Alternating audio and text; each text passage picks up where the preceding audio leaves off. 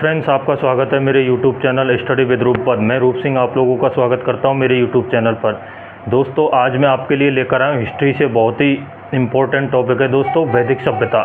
वैदिक सभ्यता का ये टॉपिक सभी एग्जामों में लगता है दोस्तों, जैसे रीट, रेलवे वगैरह। दोस्तों, इस टॉपिक में जितने भी प्रतियोगी परीक्षाओं में पॉइंट आते हैं मैंने सबको कवर किया है। दोस्तों, अगर वीडियो अच्छा लगे तो वीडियो को लाइक करना, चैनल पर नए हो तो चैनल को सब्सक्राइब जरूर करना। चलो दोस्तों, देखते हैं वैदिक सभ्यता। ठीक है दोस्तों, वैदिक सभ्यता सिंधु घाटी सभ्यता के पतन के बाद फिर उदय होता है वैदिक सभ्यता का। 17वीं शताब्दी में सिंधु घाटी सभ्यता का पतन हो जाता है, फिर उसके बाद दोस्तों वैदिक सभ्यता का जन्म होता है। वैदिक सभ्यता का परिचय देखते हैं दोस्तों। वैदिक सभ्यता को दो भागों में बांटा गया दोस्तों, पूर्व वैदिक काल और उत्तर वैदिक काल। पूर्व वैदिक काल में दोस्तों, पूर्व वैदिक काल की जो सभ्यता थी वो 1500 BC से 1000 BC के मध्य मानी जाती है। दूसरी आती है दोस्तों उत्तर वैदिक काल। उत्तर वैदिक काल 1000 BC से दोस्तों 600 BC के मध्य के काल को उत्तर वैदिक काल कहा जाता है। जो वैदिक शब्द है दोस्तों वो वेद से बना है। किससे बना है फ्रेंड्स? वेद से बना है, जिसका अर्थ होता है दोस्तों ज्ञान। जिसका अर्थ क्या होता है दोस्तों? ज्ञान। वैदिक शब्द वेद से बना है और वेद का अर्थ होता है दोस्तों ज्ञान। ज्ञान। चलो दोस्तों आगे देखते हैं। इसके निर्माता किसके? वैदिक सभ्यता के निर्माता आर्य को माना जाता है। आर्य जो शब्द है वो संस्कृत भाषा का शब्द है, जिसका अर्थ होता है दोस्तों श्रेष्ठ या कुलीन। आगे चलते हैं दोस्तों। जो आर्य थे, जो वैदिक सभ्यताओं के निर्माता माने जाते हैं, वो कहाँ से आए थे दोस्तों? यहाँ मैंने पॉइंट व्यू किया है। जैसे आर्य जहाँ से आए थे वो निम्नलिखित वेदताओं ने अपने अपने अलग मत बताए थे। जैसे मैक्स मूलर महोदय हुए थे, उन्होंने कहा था कि आर्य मध्य एशिया से आए थे। डॉक्टर संपूर्णानंद महोदय ने बताया था कि जो आर्य थे वो आल्पस पर्वत यानी यूरेशिया से आए थे।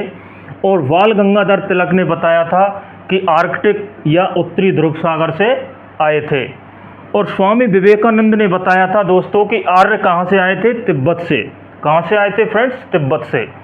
ठीक है दोस्तों, आगे चलते हैं। जानकारी के स्रोत कहाँ से मिलते हैं दोस्तों वैदिक सभ्यता के बारे में? साहित्यिक रूप से एवं पुरातात्विक दोनों तरीका से वैदिक सभ्यता के साक्ष्य मिलते हैं, स्रोत मिलते हैं। पुरातात्विक साक्ष्यों में एक बोगाज कोई का अभिलेख मिलता है दोस्तों, 1400 BC का माना जाता है। इस अभिलेख से इंद्र, वरुण और मित्र और नासत का उल्लेख मिलता है। दोस्तों, पुरातात्विक साक्ष्यों में से एक बोगज कोई का अभिलेख मिलता है दोस्तों, जो 1400 BC का माना जाता है। उस अभिलेख से इंद्र, वरुण, मित्र और नासत का उल्लेख मिलता है। ठीक है दोस्तों, आगे चलते हैं। जो पूर्व वैदिक काल है दोस्तों, उसमें गैरिक मृत भांडों का प्रयोग किया गया था। ठीक है दोस्तों, किसका? गैरिक मृत भांडों का प्रयोग किया गया था। और जो उत्तर वैदिक काल था दोस्तों में, उसमें चित्रित दूसर मृत भांडों का प्रयोग किया गया था। दोस्तों आगे चलते हैं। यहाँ पर एक पॉइंट ऑफ व्यू किया हुआ है दोस्तों, साहित्यिक स्रोत कि मतलब वैदिक सभ्यता के बारे में जानकारी किन साहित्यिक स्रोतों से मिलती है दोस्तों, मैंने यहाँ अच्छे से पॉइंट ऑफ व्यू किया है। चलो दोस्तों, पहला आता है वेद। वेद सबसे प्राचीन वेद है, ऋग्वेद आता है दोस्तों। ऋग्वेद सबसे प्राचीन वेद माना जाता है दोस्तों। ऋग्वेद के संकलनकर्ता कृष्ण द्वैपायन वेदव्यास को माना जाता है। किसको फ्रेंड्स?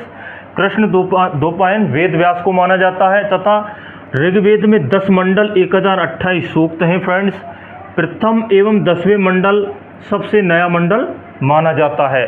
ठीक है दोस्तों, तृतीय, 7वां और 9वां और 10वां मंडल, इनमें इंपॉर्टेंट चीज़ों को दर्शाया गया है दोस्तों। तृतीय मंडल में दोस्तों क्या है? गायत्री मंत्र का उल्लेख मिलता है और विश्वामित्र को समर्पित है। 7वें मंडल में फ्रेंड्स दशराज युद्ध का वर्णन मिलता है। ठीक है दोस्तों, नेक्स्ट देखते हैं नवा मंडल। नवा मंडल में जो सोम देवता को समर्पित है। किसको दोस्तों? नौवा मंडल सोम देवता को समर्पित है। और 10वें मंडल में दोस्तों विराट पुरुष का वर्णन मिलता है। दूसरा वेद आता है दोस्तों सामवेद। सामवेद को संगीत का जनक कहा जाता है या संगीत का वेद कहा जाता है। स्वरों की सर्वप्रथम प्रयोग सामवेद में ही किया गया था दोस्तों। अगला आता है फ्रेंड्स यजुर्वेद। यज्ञ की विधियों का वर्णन यजुर्वेद में मिलता है। किस वेद में मिलता है दोस्तों? यजुर्वेद में। यजुर्वेद गद्य और पद्य दोनों विधाओं में विद्यमान है दोस्तों। यजुर्वेद गद्य और पद्य दोनों संग्रह में समाहित है। अब अगला आता है दोस्तों अर्थववेद। अर्थववेद को जादू टोने का वेद भी कहा जाता है दोस्तों। और इसमें वशीकरण से संबंधित कौने टोटके विद्यमान हैं। अर्थववेद को ब्रह्मवेद भी कहा जाता है, इसको ब्रह्मवेद की भी संज्ञा दी गई है। दोस्तों इधर मैंने वेद लिखा है, इधर अद्यता और उपवेद, कौन से वेद का कौन सा अद्यता होता है और कौन से वेद का कौन सा उपवेद होता है। चलो दोस्तों इसको भी देखते हैं। ऋग्वेद के अद्यता होत्री को माना जाता है दोस्तों, और ऋग्वेद का उपवेद है आयुर्वेद। सामवेद का अद्यता उद्गाता को माना जाता है दोस्तों, और उपवेद है इसका गंधर्ववेद। यजुर्वेद का अद्यता दोस्तों अधर्व्यू को माना जाता है, जब इसका उपवेद है दोस्तों धनुर्वेद। चौथा आता है दोस्तों लास्ट एंड फाइनल, जिसको अथर्ववेद कहा जाता है। अथर्ववेद का अद्यता ब्रह्मा को माना जाता है, और इसका उपवेद है शिल्पवेद। यहाँ पर दोस्तों मैंने वेद और उपनिषद और आरण्यक, कौन से वेद का कौन सा उपनिषद है और कौन सा आरण्यक है, उसको भी यहाँ मैंने अच्छे से काउंटर भी किया है। ऋग्वेद का उपनिषद दोस्तों कौशितकी और ऐत्रेय माना जाता है, और आरण्यक का दोस्तों कौशितकी और ऐत्रेय आरण्यक है। सामवेद का उपनिषद है दोस्तों केन छांदोग्य, और आरण्यक है जैमिनी और छांदोग्य। अगला आता है दोस्तों यजुर्वेद का उपनिषद है दोस्तों तैत्तिरीय और मैत्रायण, और आरण्यक है तैत्तिरीय और शतपथ। लास्ट एंड फाइनल आता है दोस्तों अर्थववेद का उपनिषद दोस्तों मांडुक्य, प्रश्न और मुंडक है, जबकि आरण्यक इसका अर्थववेद का कोई भी नहीं है। फ्रेंड्स मैं आशा करता हूं कि मेरी वीडियो आपकी समझ में आई होगी। दोस्तों अगर चैनल पर नए हों तो चैनल को सब्सक्राइब जरूर करना। दोस्तों ऐसे ही प्रतियोगी परीक्षाओं की वीडियो के लिए मेरे चैनल को सब्सक्राइब करें, जिससे कि मैं अगली वीडियो डालूं उसका नोटिफिकेशन आप तक पहुंच सके। दोस्तों ज़्यादा से ज़्यादा सपोर्ट कीजिए। नमस्कार दोस्तों।